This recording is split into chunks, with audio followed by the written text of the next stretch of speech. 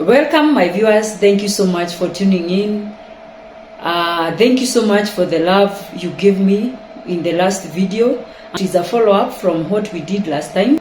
We have had so many sermons about Delilah, and in most of the sermons, Delilah is preached as an evil woman. Yes, her motives were destructive, but look closely to how she brought Samson down. A strong man, such a strong man who would carry gates, a man who was so strong to kill 1,000 men with a donkey's jawbone. That was the kind of strength that Samson had. I look at that story and I'm like, sometime I used to read that story and I was angered by Samson. And I would ask myself, how would he let himself get deceived that much? You can clearly see that in the Bible he knew her motive. She actually told him directly, this is what I want. When we read Judges chapter 16 and verse 6, this is what, let us start verse 5. And the Lord of the Philistines came to her and said to her, entice him, find out where his strength lies, and by that means we may overpower him, that we may bind him to afflict him, and every one of us will give you 1,100 pieces of silver. Number 6, and please listen carefully. So Delilah said to Samson, please tell me where your great strength lies, and with what you may be bound to afflict you. Huh? Can you imagine? Like, please tell me where your strength lies, and with what you may be bound to afflict you. So from direct, this woman directly told Samson her mission.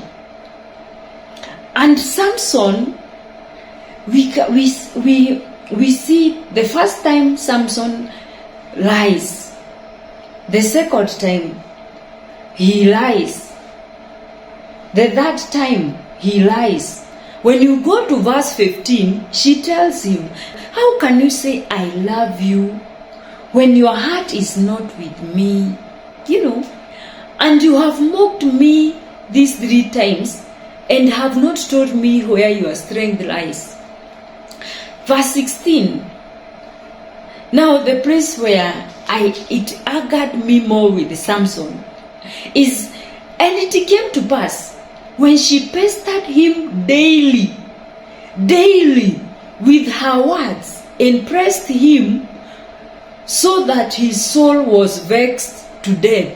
So Samson, this did not happen one day. He had the power to run away and not come back. But it happened every day. It was not a one-day thing. He would have looked for prayers from his pastor. He would have looked for counsel from elders. He would have changed his mind when he left, maybe before, when he left and came the next day. But the kind of feminine power Delilah was using, I believe he could not sleep. He was just thinking about her. And he was love that we say is blind. The kind of love that people today are saying no one is a mafala. That kind of love. Because if you read this story of Samson, you ask yourself, surely Samson, this person has told you her motives. And every time that Samson lied to her, he would do exactly what he told her, and then tell her that the Philistines are coming, and Samson will break out. So, meaning, she was actually practicing. Every time he tell her, she would practice what he has said. So he knew this woman is up to no good, but he kept coming daily. She pestered, until he was vexed to death. He was vexed, he was tired, alikuwa amefika mwisho, and he was so powerless. Like, this strong man was so powerless when Delilah used her feminine power. He could not resist her. Can you imagine? And so it continues and says and it came to pass that when she pestered him daily with her words and pressed him so that his soul was vexed to death, that he told her all his strength and said to her, no razor has ever come upon my head, for I have been a Nazarite to God from my mother's womb. If I am shaven, then my strength will leave, and it shall become weak and be like any other man. And when Delilah saw that he has told her all his heart, she sent and called for the lords of the Philistines, saying, come up once more, for he has told me all his heart. So the lord of the Philistines came up to her and brought the money in their hands. Then she lured him. Now this part, listen to this part. She lured him to sleep on her knees. Yeah, she lured him. She did not dictate. She did not shout, now I have known your strength, I am going to destroy you. She did not dictate. She did not shout. She did not command. She lured him. Alimbebeleza. She used her feminine power. Fine. She did not use her feminine power in the right way. She manipulated him, but she used her feminine power. And she lured him and called for a man who had him shaved off the 7 rocks. You can imagine, when he slept on her knees, he did not notice that person coming. He did not notice her calling that person. He did not notice that person coming to shave him. Can you imagine? Even when he suspected her, he could not resist her presence.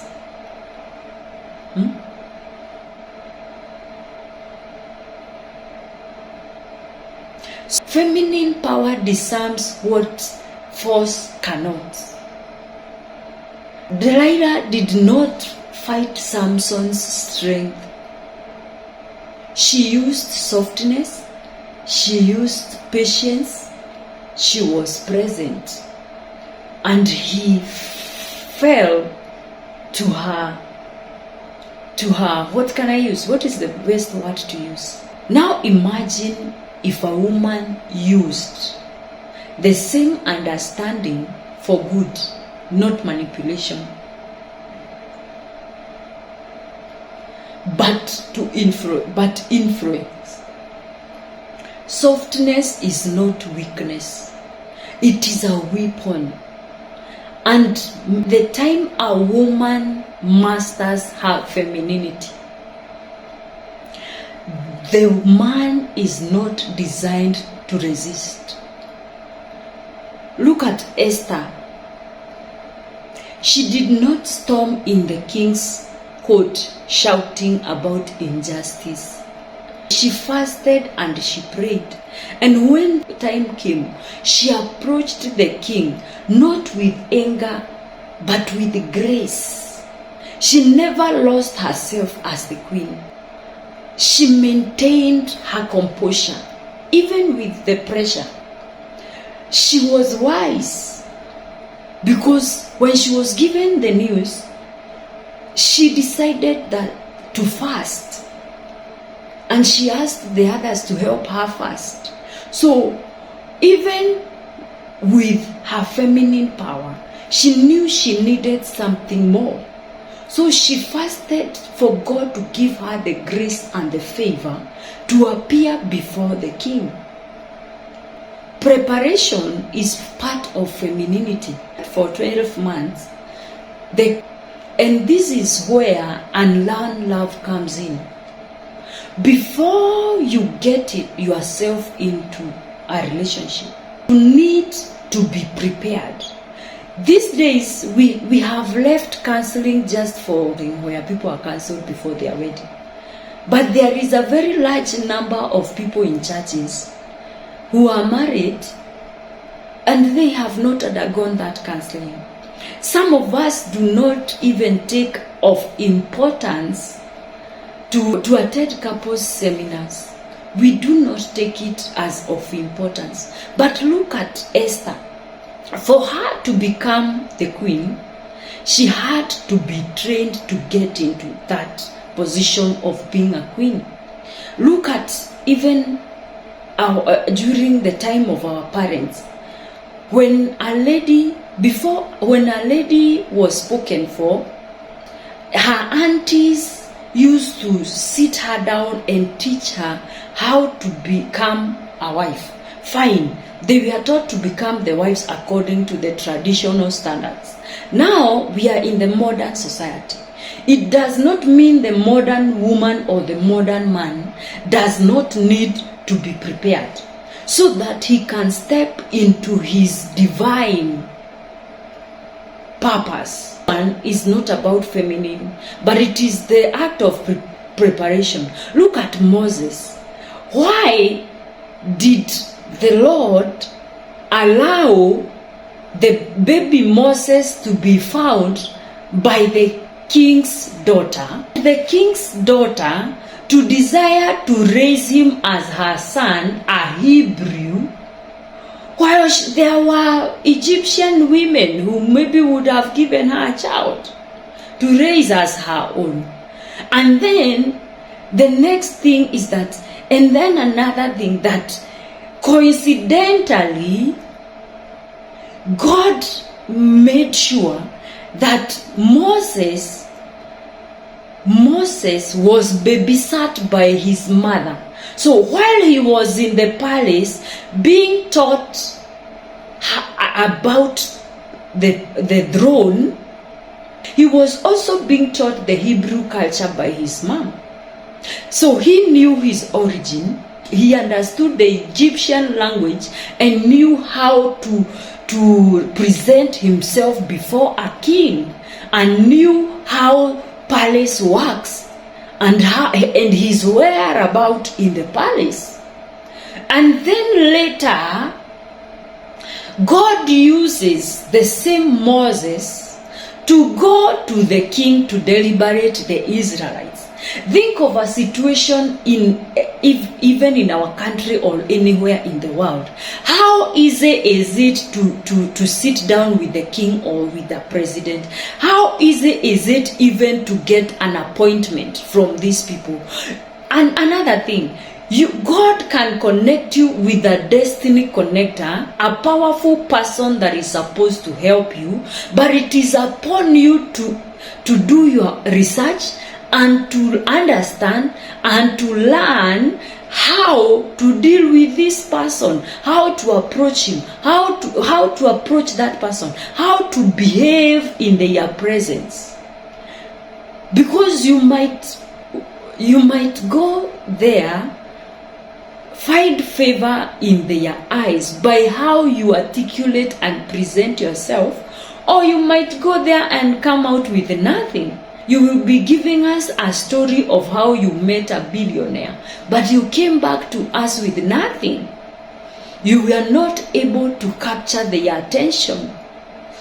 The story of Esther teaches us to combine femininity with wisdom and timing. You combine femininity, that softness, with wisdom, and you need to be strategic enough to know the timing, because Esther took her time to pray. She did not go direct to the king's chamber. She stood at the court, and when the king saw her, he's the one who called her in. He stretched his scepter, called her, asked her what she wanted, that even half of his kingdom he would give her. And she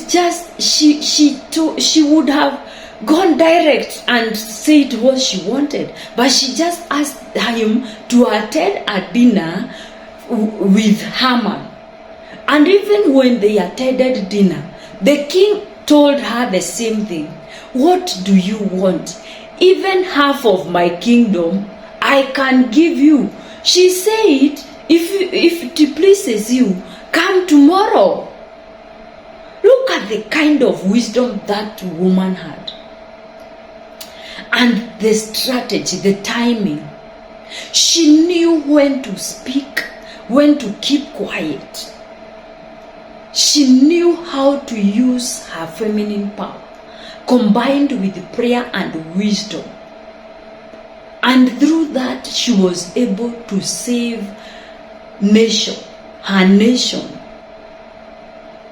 When we look at ourselves as women, have we mastered the feminine power?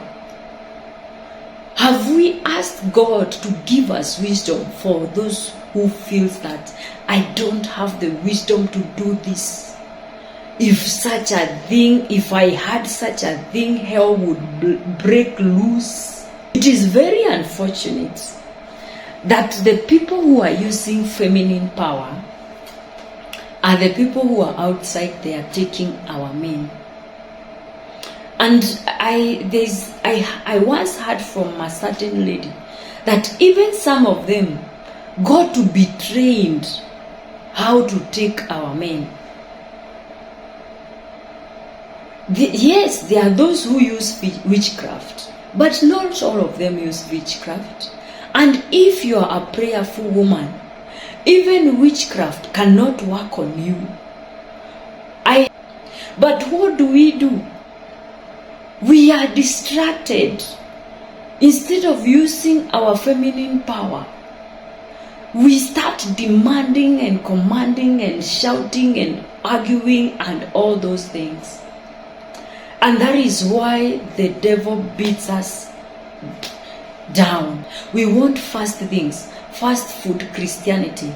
The kind of, we are at a place where whenever you want something, you call your, priest, reverend, pastor, whoever you normally call, and you tell them, pray for me, oh my husband this, my husband that, and at the end of the conversation, you said a seed. But who can pray better about the things that you are going through than yourself? Who can tarry in prayer, deeply in prayer, more than you yourself who is in those shoes? Look at a situation where a man leaves his 4 children, gets another woman with the children that he never sired, and he takes those children to some very expensive private school, buys this woman a car, buys this woman a house, buys this woman everything that she needs, and he never did it for you. What happened? That same man that you called narcissist, that same man that treated you the way you say he treated you, went somewhere and completely transformed that person's life. As much as we want to look at the negative perspective, because I believe you cannot make someone stay, but even if it would fail, can we make sure that we did our best? Even if you're a man out there, master your masculine power. Lead your house as with the kind of love that Christ loved the church. And any woman that is loved, unless she's a witch, she will do so much.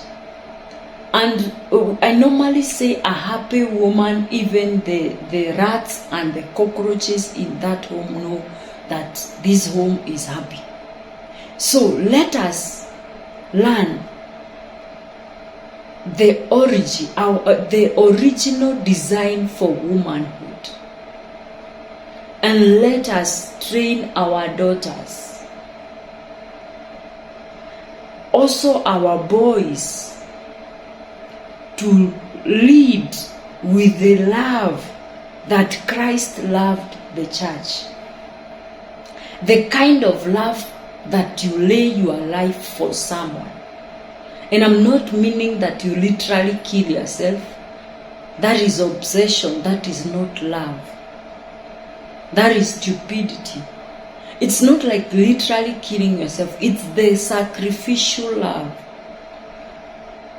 Why are we surviving in our marriages instead of thriving? Even those people in the body of Christ, we have not accepted that it can be done.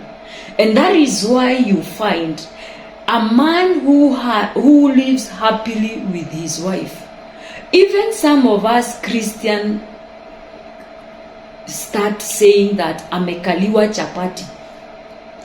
Any family that is happy and at peace and they are living good with their spouses, we, even as Christians included, we start saying amekaliwa chapati. Look at it. How many people have you said that huyo mtu amekaliwa chapati?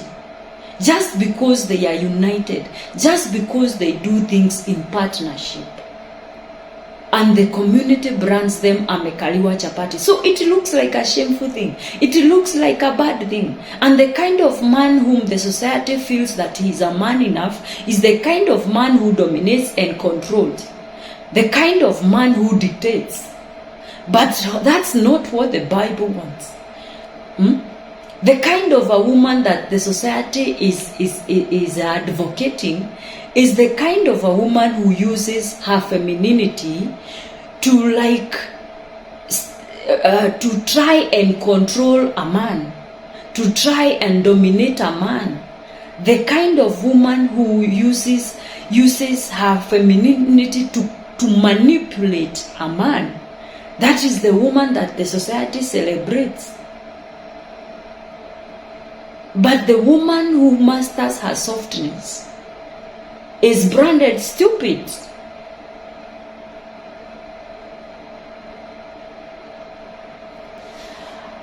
And lastly, I want us to look into the story of Balak and Balaam. And I want us to look how the devil uses distraction to distract us and use us to destroy our own homes or our own relationships.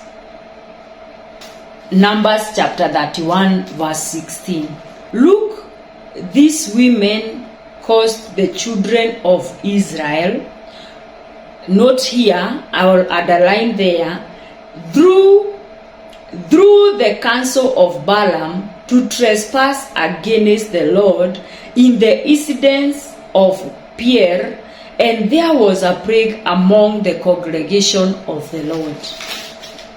So, when Balak called Balaam, who was a diviner, to curse Israelites, whenever he tried to curse them, he blessed them. And he says in chapter 23 and verse 8, how shall I curse whom God has not cursed? How shall I denounce whom the Lord has not denounced?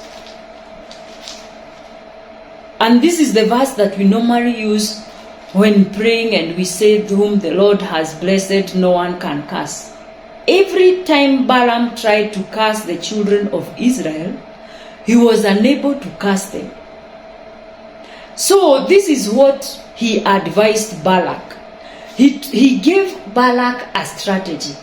And that this is the strategy so many mistresses use. And married women fall in those traps. Balaam said he could only speak what God spoke. So he could not be able to curse the children of Israel. So Balaam gave Barak a different strategy. What did he tell Barak? He told Barak, if you want to defeat them, make them sin. Their own God will fight them. You see? What a strategy that the devil uses to turn you against yourself, to destroy yourself. Whenever he tries to attack you, even not just in marriage, but even in other things, when he tries to attack you and find that he cannot get through, you are prayerful and committed, he uses a strategy. He uses your weakness to someone to make you angry so that you can speak with anger and bitterness. He uses a friend of yours to betray you so that your heart can be full of anger and bitterness. He uses something, a strategy, you against yourself to destroy you. So what exactly happened? The Moabite women seduced the men of Israel. And remember, God had forbid them from marrying foreign women. So the Moabite women seduced the men of Israel. And Israel brought destruction to themselves. And the Lord's anger was ignited. Look at a situation where how many married women confront mistresses, and the moment you confront her, you walk away humiliated. What do these women do? This woman already knew you existed. So stop wasting your breath telling her to leave your man. She doesn't want to leave him. In fact, your man is the one who knows that he is married to you. The society out here does not know and does not care. So, you should not waste your breath going to fight another woman that they are having your man. You will only come back with humiliation. These women, how many times have we heard these women saying the time they confronted the mistress, this woman, even she will cook up something. She will tell you that your husband told me ata haugangi, you are very dirty, that you do not even know how to clean up your private parts. Even she is very large. You know, they will tell you things that you will live there humiliated. You will live there with low self-esteem. You will live there hating yourself and feeling this issue where a mistress calls you. Anakwambia na ujue tuko wawili.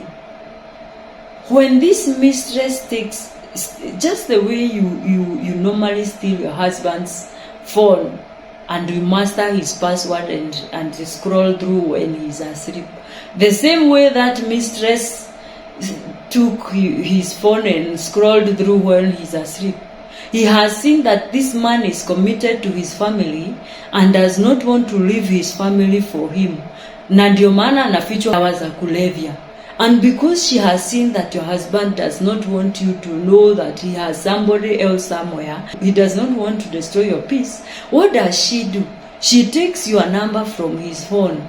She can even take a photo, a selfie with him lying there in the bed and send it to you. She tells you and know that there are two of us. And she tells you, I'm having your husband. So she's not comfortable. She's not confident that she has been able to get your man.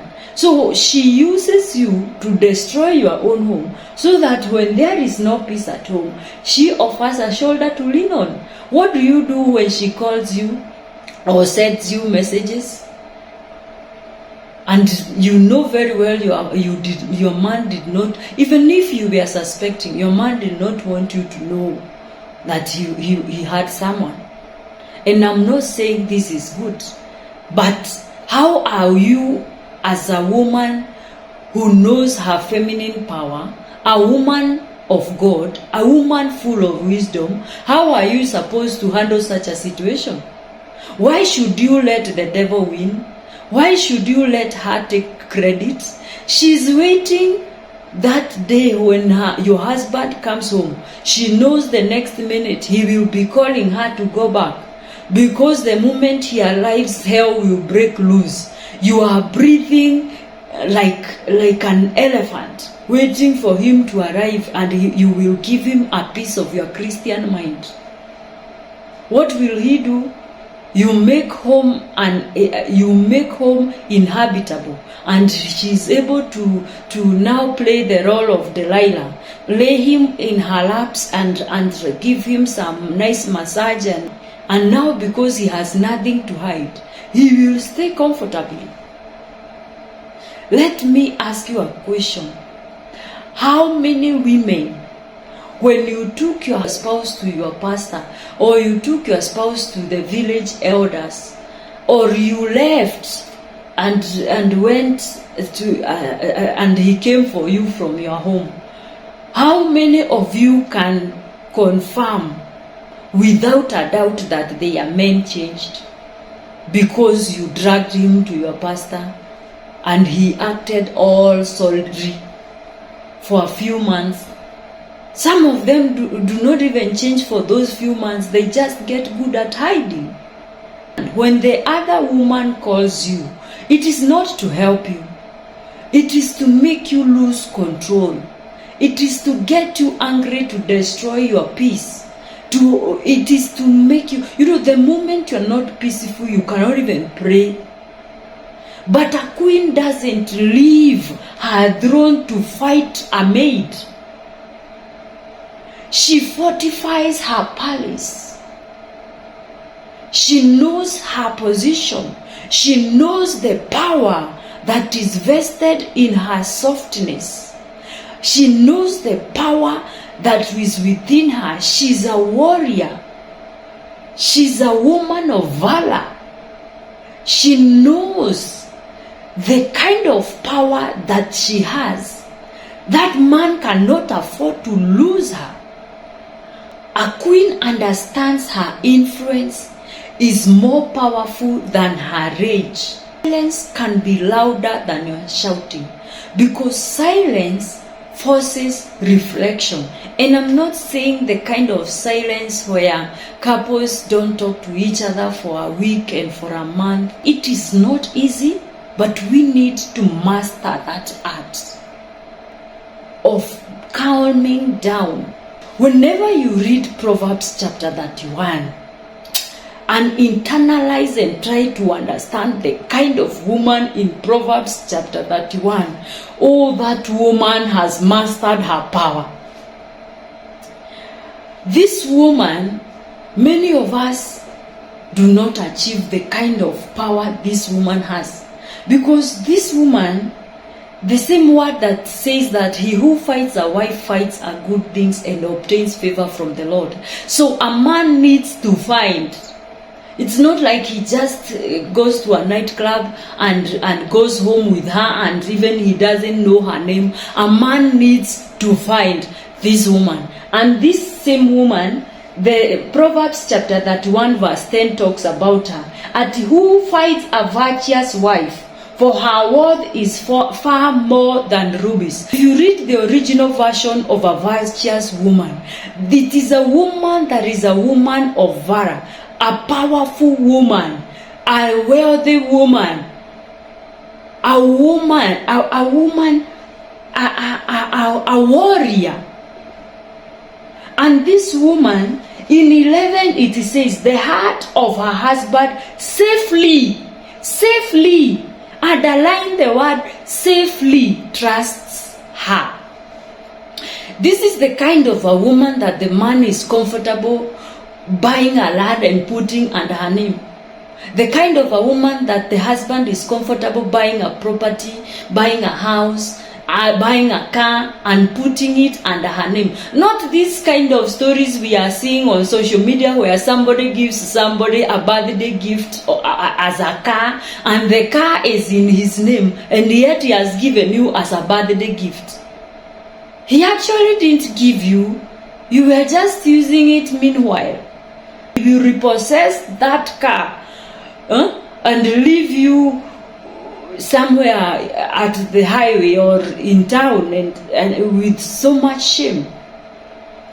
But this woman that the Bible talks about, she says that her heart, the heart of her husband safely trusts her. The kind of safety that even if it was manipulative for Delilah, but the kind of safety I would imagine Samson lied on her laps and even forgot himself, and he slept, and he did not see the man coming. He did not hear when he was being shaved. He did not hear anything. And the Bible continues to say, she does him good and not evil all the days of her life. She does him good and not evil. So this man can be able to trust his wealth to her because she does him good and not evil all the days of her life. If you continue reading, you will see she does business, she buys land, she makes sure she has servants, she has employees, she does business, she farms her land, she feeds her house. Even her husband is respected at the gates of the city because of her. So this kind of a woman. Now I want to ask the men, can your wife buy a land and you accept to build in it? Can you live in a house that your wife has bought? Can you live on a land that your wife has bought? Even those of us who are Christians, we have not achieved this. We are still speculating each other. We are still suspecting each other. We have not achieved this kind of trust. We are still very far away to go. You know, if you read verse 25, it says, the strength and honor are her clothing. What is this strength that she has? Strength. What kind of strength? I don't think it is physical strength. It is that strength of a woman. That feminine power. This is the epitome of the greatness of a woman or a wife. That a woman is not meant to be weak or inferior. Weakness is in physical, like women have to be soft and men are hard. You know, a man does not want another man because another man is very hard. The softness and even the voice and with quiet confidence. Yeah? Even in her softness, she's not intimidated. Even with so much education and money, whenever she's with her man, she's able to get into her feminine power. She gets out there, runs business, manages servants, buys property. Out there, a powerful woman. But when she comes home, she clothes herself with strength. Feminine strength and honor. In verse 28, her children raise up and call her blessed. Her husband also, he praises her. We have mastered praying and fasting, which is very good because this woman fears the Lord. But there is more. Just like Esther, this woman not only fears the Lord, she prays. This woman prays and fasts and goes out there and conquers the world. She is not inferior. She is not weak. Can your children look at you and call you blessed? Can my children look at me and call me blessed? Or they look at how much I am suffering and they are asking me, why are you staying in this marriage? Why can't we leave? And we married women think that by virtue of giving birth and the other things that you do at home, because you are always doing laundry and house chores and everything else, you think that is enough. And when you want things, you want to shout and demand and command and dictate. You find that same man somewhere out there. Someone says that they have found the one. So what is going on? Whereas I know they are bad men, like bad, evil. I also know they are bad women, evil women. But maybe you can say that I know my man is a good man. Then why are you pushing him away? And even if you know that you are an evil man or an evil woman, Unlearn love is for you. It is for all of us. Every one of us. We all have something that we need to work on. We all have some wisdom, intelligence that we need to master. We all have a character or a behavior that we need to do away with.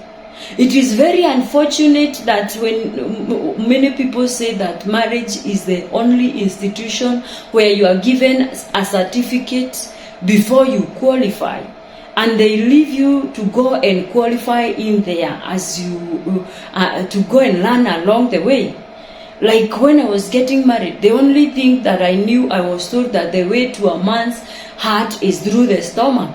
And then I found this man who is not into food. I tried so many recipes, and sometime he would come home and tell me that he has had a late lunch and he will not be able to have supper. And I would get mad, because all I know is the way to a man's heart is through the stomach. But there are so many things that we have learned along the way. We have learned to master how we talk, how we articulate and present our issues. So maybe you were never taught, and you have learned along the way, and you have made so many mistakes. And you are still learning. I am still learning. And it is up to each and every one of us to accept change, to accept to unlearn and relearn, and also to start training our daughters and our boys to be better men. You see, I want to ask us, while girls, we are so much insisted to abstain, to not get pregnant, to avoid men, are boys or young men ever taught to say no to women? You know, sometimes I'm looking at it and I see that there are some men who get themselves in relationships they never wanted to be in. Why? Because this man was never taught to say no. In fact, getting a woman is an achievement. And so this man has this woman who is like Delilah, who keeps pestering him, doing things that are enticing him. Little by little, he starts melting, and he gets himself into this relationship that he could clearly see, like Samson, this person is going to destroy me. When this person gets into my life, she's going to destroy me. But this man was never taught to say no. And most of the men, I don't know if there are men who have mastered the art of saying no like we women normally say. Yeah, even when a man is coming to you, he's already expecting you to say no to him. It's like it's normal for women to just say no. But now, I think it is high time, because times have changed. It is high time that the way we teach our girls to say no, we also start teaching our boys to say no. Because if men were able to say no, I think any woman who is rejected by a man cannot go back. You know, men, even if you reject them, they come tomorrow and the other day. How about if a woman was rejected by a man? How about if a man was able to look a woman in the eye, the way we look at men in the eye, and tell a woman, I want nothing to do with you. I'm not interested. What part of no don't you understand? In conclusion, I want us to take away that femininity is not about being passive. It is about mastering tone variation. You can say the same thing, but the tone variation will mean differently. Get to know the timing, and your presence should be felt. Let us try, even if we are nurturing children, we have work, we have children, we have all these things going around. Let us master to make sure that our presence is felt and heard. There are things you can do as a woman that will make that man desire to be in your presence. Be likable, be attractive. Don't lose yourself in the middle. So many of us women, we are living for our children and our husbands. So many of us forgot who we were before we had all this going on. He loved that girl who used to do her hair and dress some nice clothes and wear some nice shoes and all this and all that. And now you have completely forgotten yourself. It's about knowing when to speak and when to stay silent. It's about creating an atmosphere. Esther redirected a kingdom